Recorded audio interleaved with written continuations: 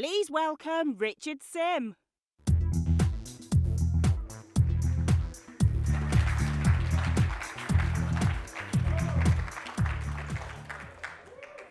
Hello, RDC. Woo! Thank you for joining. My name is Richard Sim. I support the product team that works in the economy group. We are primarily focused on ads right now. And I love that my success in my role is really defined by how effectively we're able to enable you to earn more. So today, I'll talk about immersive ads, but before I begin, just by show of hands, how many of you have thought about or are actively using immersive ads? Okay, awesome, that's pretty good. If I am doing my job successfully, every one of you in this room will walk out feeling compelled to use immersive ads. And if that is the case, I will do a plug because we have a lunch and learn just after this, where you can come and not only learn from me, but learn from our publishers, our developers who have earned using immersive ads, so you can learn more about how to be successful. So you've heard this before. At ROBLOX, we believe that our economy will model the real world. But also, where possible, we will go above and beyond. Imagine a world where things like loyalty, pricing discounts, exclusive access to benefits could be linked between what you do in ROBLOX and what happens in the real world. I oftentimes get questions like, Richard, do you ever think real-world commerce will ever happen on ROBLOX? And my answer is, it's not a matter of if, it's really a matter of when. So as we think about how to build towards this future, there are three principles that we use to guide our investments. And you've probably heard this already through the day, but it is really true. Firstly, we think about how to put you, our community, first. How do we ensure that everything that we do puts you front and center so that you can focus on creating, on building these incredible experiences or incredible avatar items? And how do we make sure that you can do that as seamlessly as possible? The second thing we do is how do we make our economy as accessible as possible to everybody?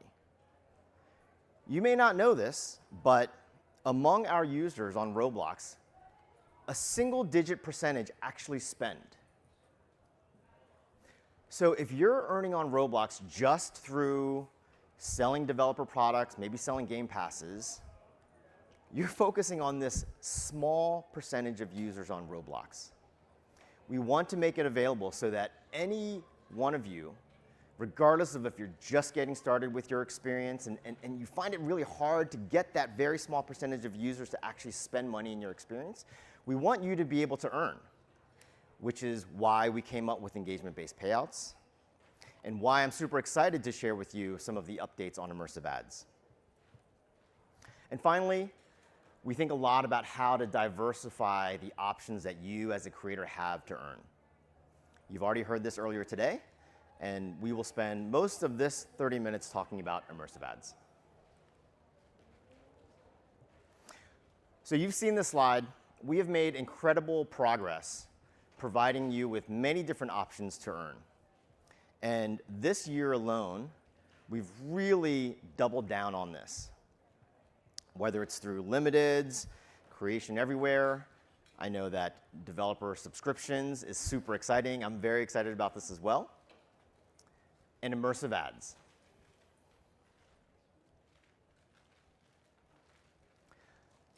So you've heard this before. At ROBLOX, we are reimagining the way that people come together. It's been super inspiring for me to look at all of the situations and scenarios that we're able to bring to life through your creativity. And at ROBLOX, we are humble. We know that we cannot do this alone, but what we can do is build a platform that empowers you to do this.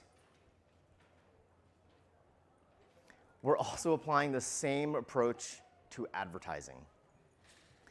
Imagine what advertising could be like if you started from scratch, if you learned from some of the mistakes of our predecessors, if you built a system that was vision aligned and rooted in principles from day one. We are committed to doing this with immersive ads.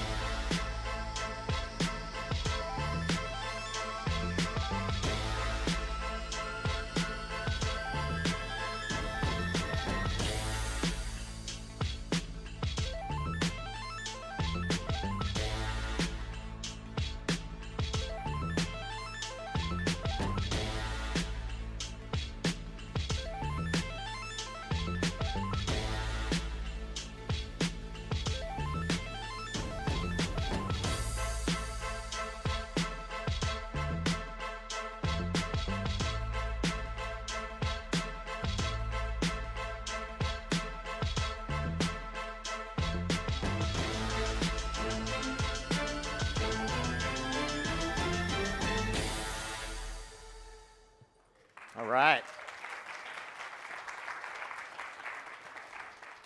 So those ad experiences were real. They're active, they're live. And to me, they look nothing like ads that I've seen elsewhere. We are committed to building immersive ads in a truly Roblox way. We want ads that are delightful. We want ads that do not distract, but they add value to user experiences. Our ads need to be safe, of course, native and immersive in the experiences that you've worked so hard to create. And finally, respectful of privacy. That's how we built Roblox, and that's how we plan to continue to build immersive ads. So today, brands like Paramount Pictures can launch a blockbuster movie on Roblox and drive discovery at scale using portal ads placed in experiences. So in this case, we're looking at a viewing party where, as a user, I can discover Teenage Mutant Ninja Turtles in this portal. I can walk through and teleport and not only watch the trailer, but I can do this with my friends.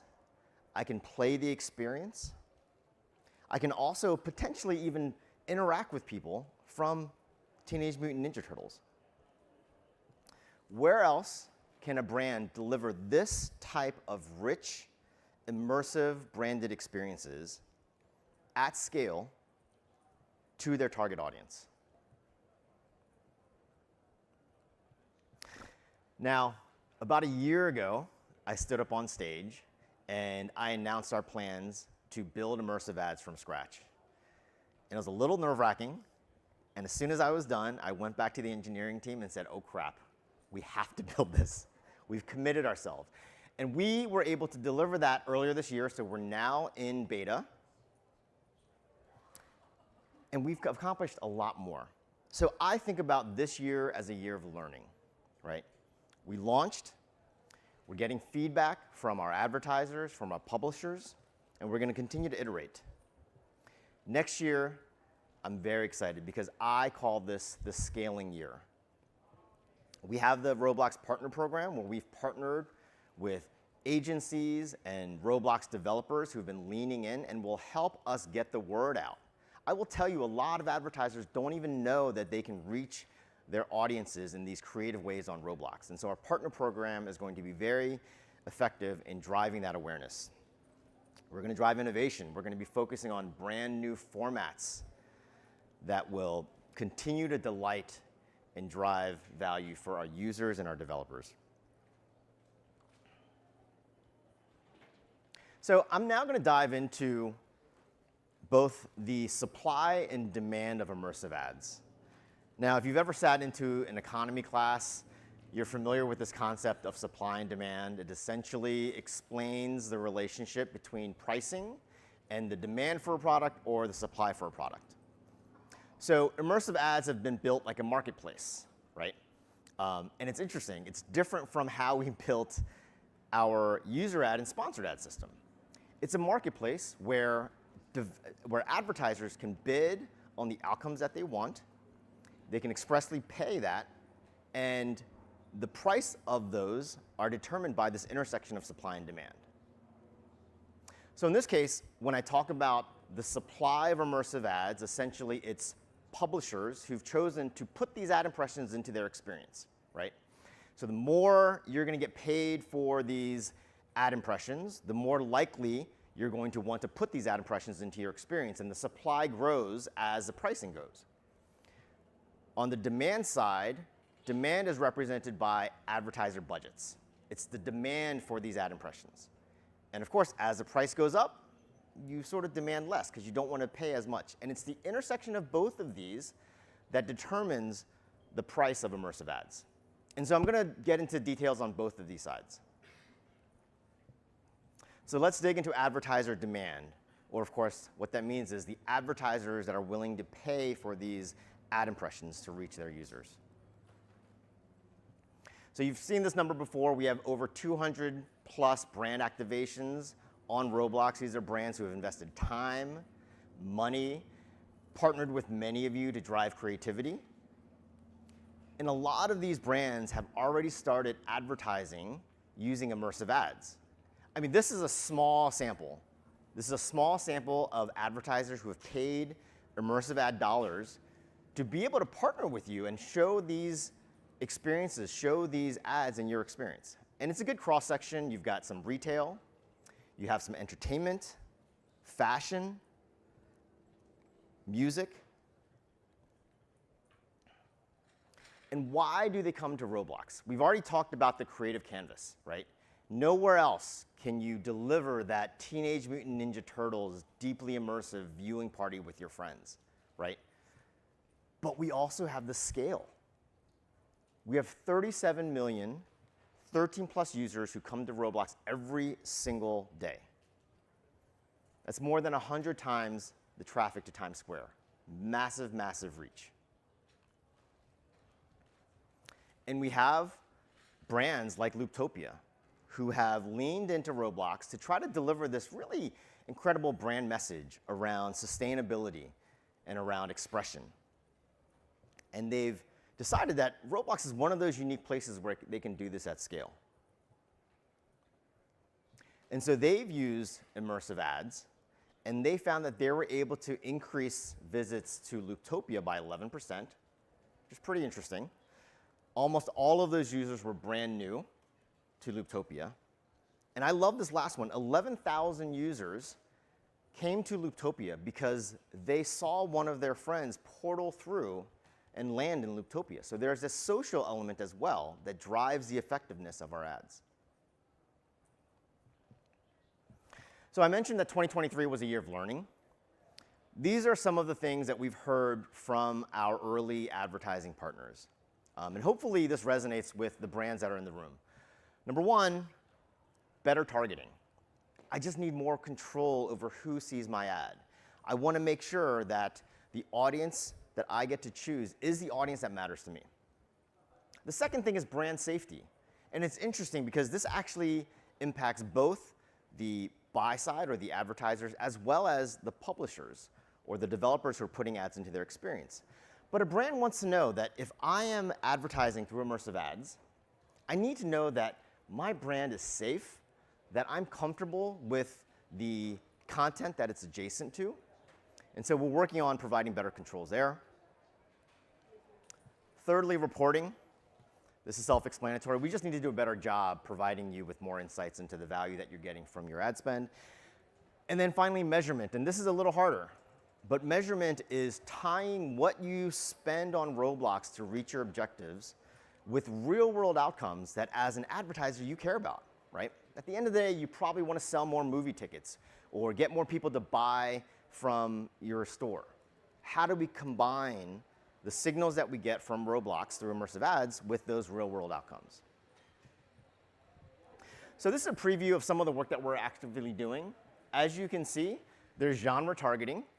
So we will enable an advertiser to choose from the different genres that we make available on Roblox. There's also brand suitability controls, where as an advertiser, I can choose basically the level of risk that I might be associated, that I want my brand to be associated with.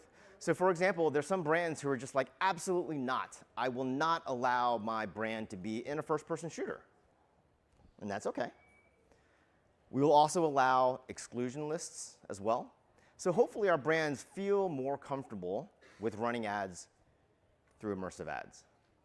But the reason why it's also relevant for a lot of our developers and creators is right now we're in beta, which means that we do not allow every one of our creators to become a publisher just yet. And the reason why is because we don't have these brand suitability controls. And so right now, if you want to show an immersive ad in your experience, you have to be rated appropriate for all ages, which is not all of you. I get it. And so we're actively working on this, and once we have brand suitability controls, which are just around the corner, all of you will be able to become an immersive ads publisher and will be able to earn. We're also going to provide better reporting for our advertisers so that you can see not only how many users teleported to your experience, but how much time did they spend in that experience? Or how much Robux did they spend in that experience? So you can just have a better sense for the value that you're getting through these immersive ads. All right. So we covered the demand side of immersive ads, basically as represented by the brands and advertisers who are willing to spend. I think most folks in this room are likely going to associate more with the publisher side of things, which is, as a developer, should I put these immersive ads in my experience? Am I going to earn? Am I going to take risk in doing so? And hopefully we'll be able to address a lot of those questions. Like I said, this has been a year of learning. We've learned a ton. There's a bunch of really great stuff we have to share with you. All right. I call this a money slide, and I love this slide. So on the left, you see this basic funnel, and it represents the different cohorts of our developer community. And at the very top is sort of the long tail of developers, the 1,000 plus most engaging experiences. In the middle, you've got the torso, and at the very bottom, you've got the top 50 most engaging experiences, right? It's your typical funnel, right? And if you look at immersive ads adoption, what we're seeing right now is that most of the portals are represented in sort of the torso and tail of our developer community, right? So among our top 50 developers, we're not seeing a ton of portal impressions. But what's interesting is if you look at the percentage of earnings. And I know that yesterday, I think, when Dave or Manuel talked about the earnings of our immersive ads publishers, people were pretty surprised, right? So we're seeing in that torso, 11% of earnings is coming through immersive ads. And I will tell you that this was based on the first half of the year. July was a blockbuster month in terms of earnings. These numbers increased dramatically. And look, we have very, very high expectations for immersive ads. And so I would expect these earnings to continue to grow. But don't take it from me. Let's think about our developers and the experiences that they've had with immersive ads. And again, we've got a lunch and learn where we have 2 publishers who have been early adopters of immersive ads. They will share their experiences, right? So you can hear from your colleagues what immersive ads has done for them. So Legends of Speed, right? Early adopter of immersive ads. They launched a few years ago. They primarily monetize through microtransactions and some EBP. In July, 20% of their earnings came from immersive ads, even more than what they were able to make through engagement-based payouts. So increased revenue for minimal effort. All right, Jailbreak, right? I mean, this is tried and true Roblox experience, been around for many, many years. Very loyal customer base, right? They're very careful about their users because they've built them up over many, many years. They tried both image ads and portal ads and found that images were just a better fit for their experience, right? I mean, let's be real. In any city environment, you're going to see ads. Why not get paid for those ads, right? And so I love some of the quotes that we got from Jailbreak. They're unbelievably natural. They add new life to the city environment. And what I will tell you is that we have these two different ad types, right? We have these image ads. They're essentially billboards that show up in Jailbreak, and you might be walking down the street and you see a billboard ad. And we have these portal ads. Remember the supply and demand concept that I shared with you earlier. Right now, there is massive demand on the portal side.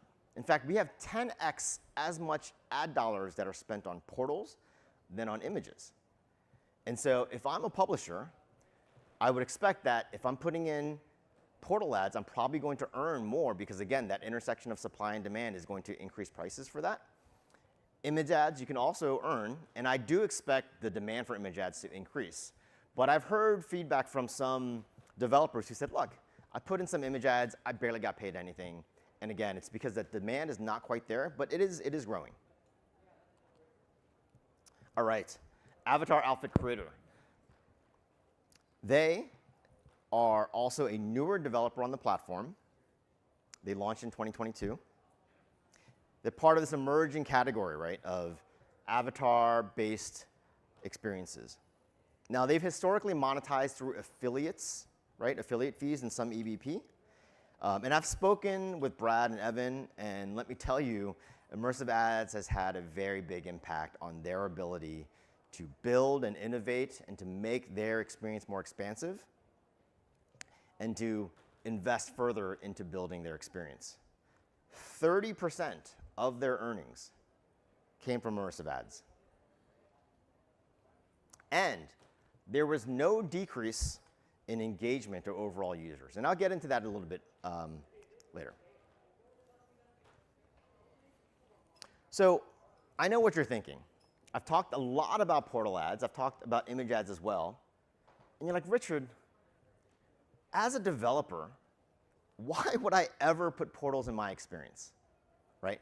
Why would I ever send users elsewhere? Won't it impact my engagement, my earnings, my discovery? I get it. You spent a lot of time building your experience, and you don't want to do anything that will jeopardize your success on the platform.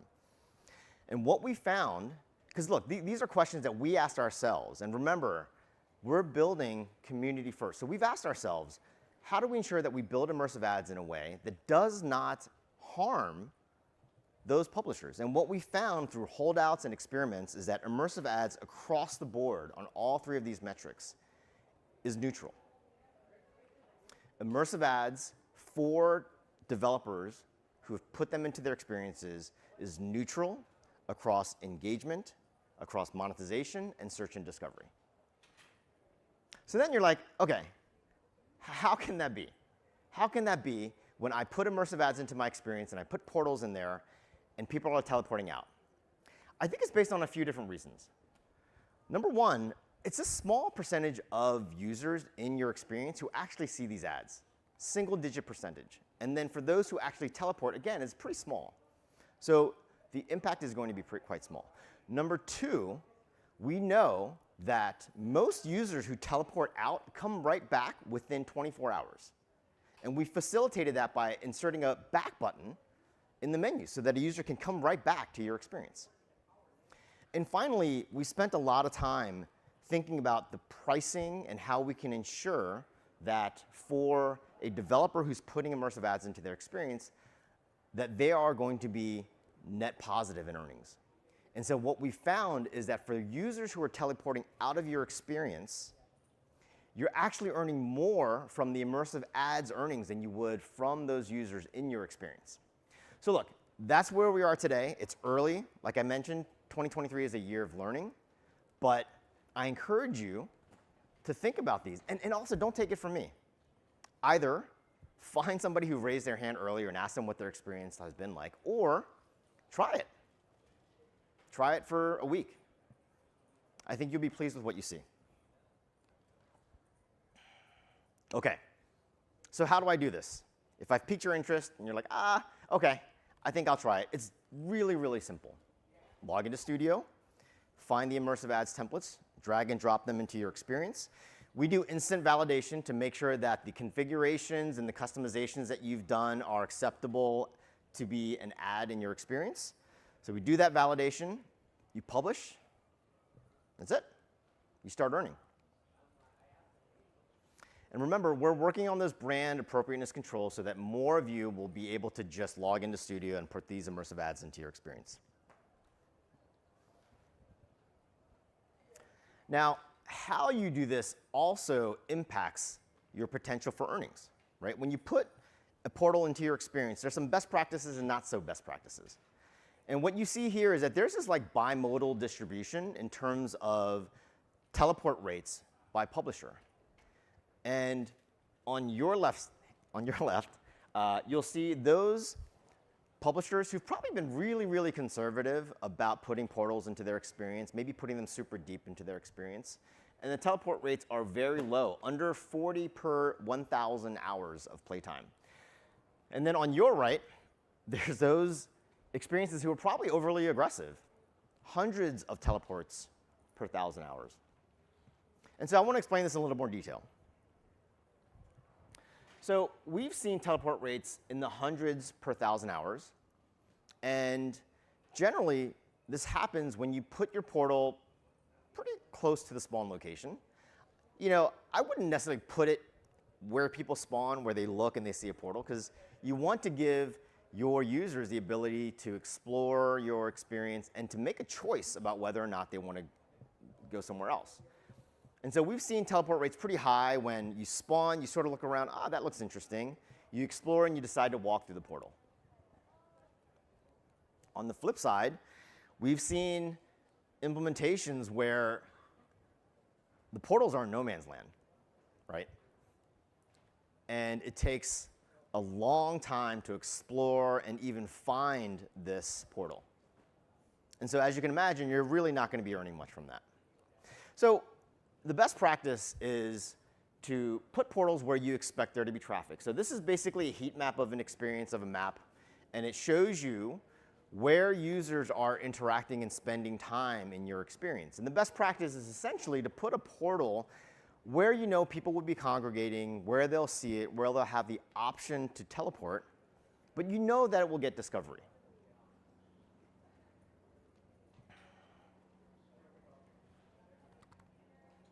Okay, for those of you who have used portal ads, you may or may not be aware that you can also use backfill images, custom backfill images. So when you put a portal ad into your experience, you're not actually putting an advertiser's creative. You're not putting like the Dick's Sporting Goods ad into your experience. You're putting the unit, and then we programmatically find the appropriate ads to show, and we will programmatically serve those in your experience. But it doesn't mean that every user who comes to your experience has an ad that can be shown. So sometimes there's a backfill image. It's essentially a tilted O.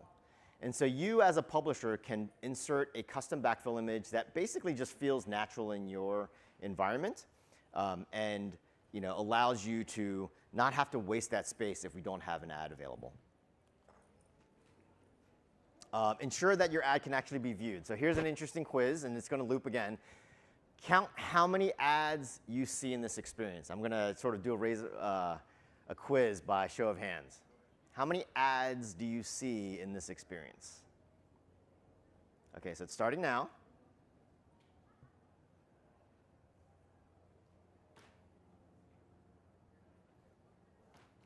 Okay. So raise your hand if you, we'll start easy. Raise your hand if it's 3. Okay?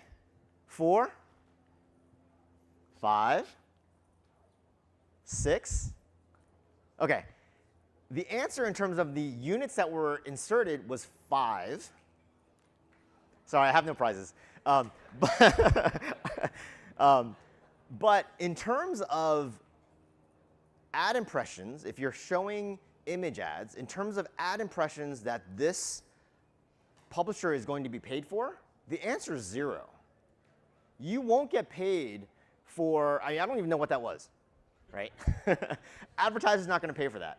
And so make sure that your ads can actually be viewed. And I've had folks who are like, hey, I've got a racing game, and I want to put these image ads next to the track. And my answer is, hey, you may or may not get paid for that, but maybe you can put it sort of at the spawn location where you know that a user will see the ad. And so we basically use the same guidance that the IAB, which is a industry standard set of measurement for what is considered a viewable ad, because we want to make sure that our advertisers are paying for real views. This one's pretty simple. It's a racing game, 2 cars racing. Don't put teleports where you're going to force people to teleport. The guy on the right is never going to win. Chances are this publisher probably won't get paid. We, of course, have heuristics in place. We monitor how developers are implementing portal ads to make sure that they're not gaming the system. So put them so that they're natural in your experience. Don't bury your ads. Again, this ad is behind this wall, and we have heuristics, and I can't show you the exact details, but essentially it's a second of view, the majority of your ad is visible, it's at an angle that actually makes the ad viewable. And so just be smart about how you're implementing these ads, because on the demand side, you have real brands that are paying dollars for these impressions, and we're not going to pay for impressions that cannot be viewed. Okay, so what feedback have we gotten from our publishers or from our developers who have tried immersive ads? And these hopefully will resonate with all of you, whether you have done immersive ads or are thinking about it. Number one, pay me more. Absolutely, I get it. And like I said, it's that supply and demand curve, and it's the intersection of both of those that ultimately determine price. Like Roblox doesn't decide how much we're going to charge for these ads. It's that intersection of supply and demand.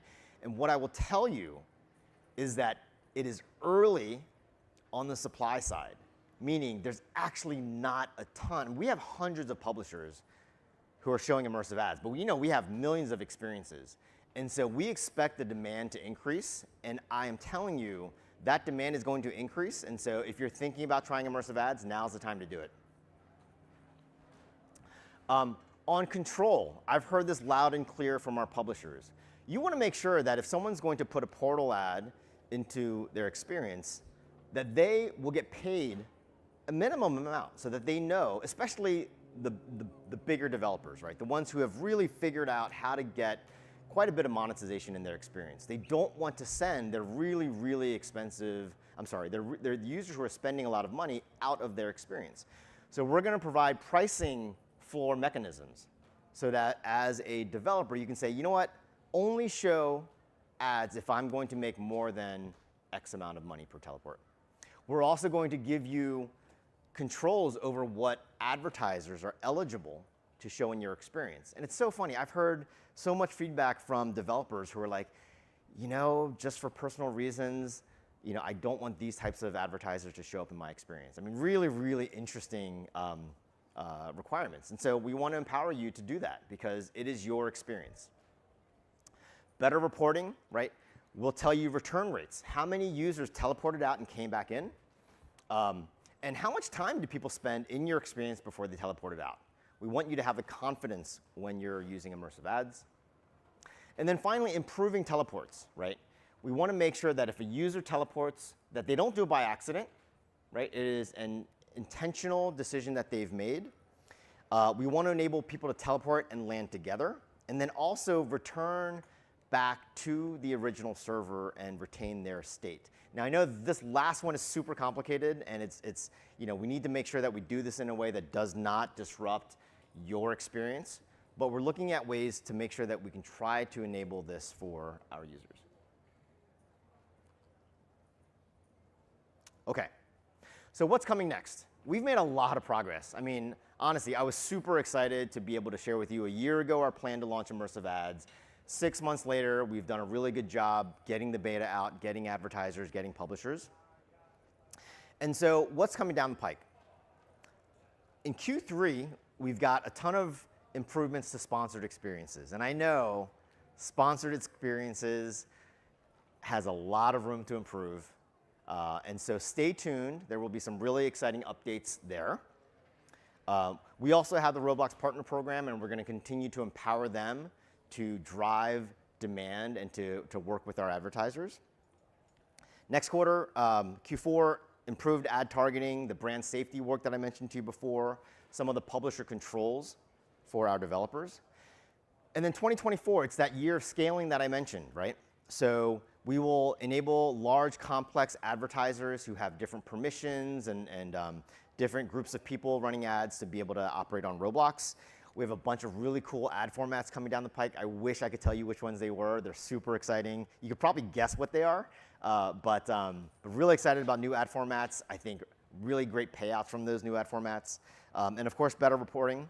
And then Q4 is really where we start honestly getting to the next level of advertising, where we have third-party validation for things like billing, were my ads actually viewed, brand safety controls, and then partnering to bring more demand into the system.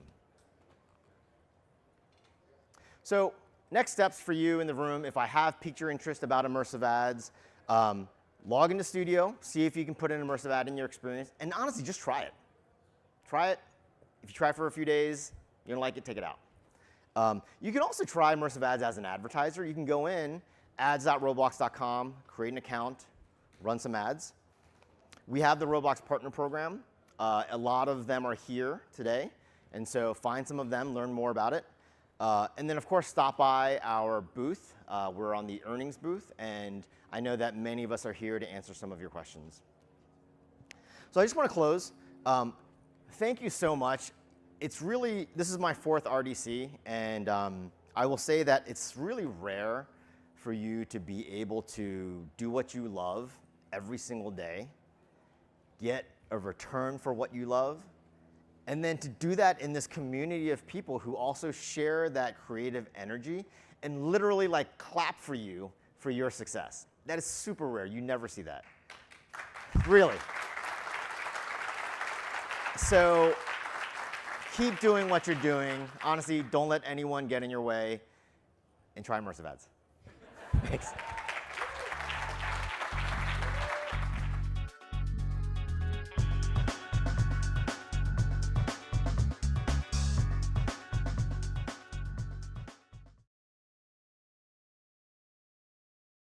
Please welcome Caribby to Go-Go Jack.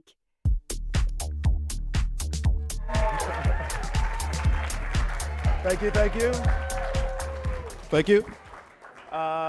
Thank you for joining us for this session, Partnering for Success, Tips for Creators and Brands. I am Caribby the Go-Go Jack, Head of Music Partnerships at Roblox. We have an amazing lineup of brands and creators joining this session today, and we are so grateful for their time and sharing their insights with us today. Before we get started, we want to take a minute to talk about why brands. The slide didn't change. There we go.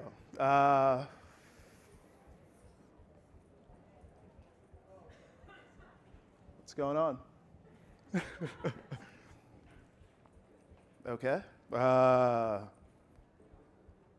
Okay, before we get started, let's take a minute to talk about why brands on Roblox. What is a unique value proposition for brands and IP holders on our platform? And what makes our platform so compelling for brands who want to engage with our unique community? So it really is distilled into 3 core components. First is scale. The Roblox community is massive, which creates a really compelling opportunity for brands to create and sustain their communities on our platform through brand experiences that allow them to reach new audiences. These brand experiences have amassed over 2.3 billion visits as of the end of Q2 this year, so a massive amount. That's 7 times the population of the US. Second is deep engagement. On Roblox, brands are collaborating with you, our creator community, to create content and experiences that enable people to engage with their favorite brands and talent in a totally new way. This leads to deep engagement with 375 million total hours engaged with brand experiences. And finally, this is not typical engagement, this is deep immersive engagement, which makes the Roblox platform unlike any other. People are spending more than 11 minutes on average in brand experiences on Roblox. For brands, this is an incredible amount of time that they get to spend with a specific consumer. Between the scale, engagement, and how immersive our platform is, Roblox is quickly becoming a core component of brands' consumer marketing strategies. With that, we have assembled an amazing group of brands and developer studios to share their insights and tips with you in this special panel called Partnering for Success, Tips for Creators and Brands on Roblox. So I would like to, at this point, bring up Jamie Spears-Ware.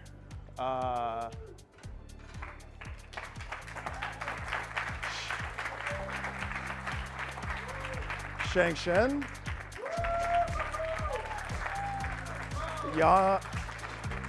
Marcus Holmstrom.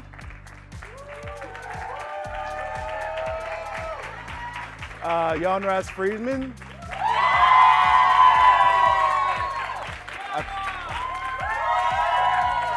Jan, you're cheating here. And Jamie Sampson.